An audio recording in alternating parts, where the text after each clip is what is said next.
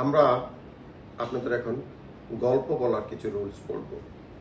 এই রুলসগুলো লিখেছেন আপনার এমা কোটস, যিনি পিকচার্স স্টোরি টেলিং টেকনিকটা বলেছেন আমাদের জন্য, যেটা দিয়ে আমরা আপনাদের বলেছি স্টিভ জবসের কাহিনী, once upon a time, every day, then one day, because of that finally, এভাবে বলে আমরা আপনাদের বলেছিলাম। এখন এই গল্পগুলো বলার জন্য আপনাকে কতগুলো রুল মেনটেন করতে হবে, মোট 22টা রুল।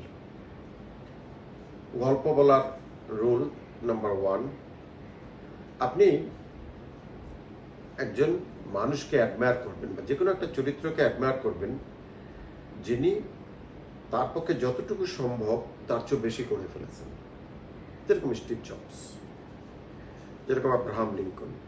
একটা মানুষের পক্ষে যতটুকু করা সম্ভব, কারণ এরা কিন্তু সুপার হিউম্যান না, বাট ওনাদের ইচ্ছা শক্তি চেষ্টা দিয়ে তাদের ক্যাপাসিটির বাইরে কাজ করেছেন, যেটা মানব জাতির কল্যাণে লেগেছে, অর্গানাইজেশনের কল্যাণে লেগেছে।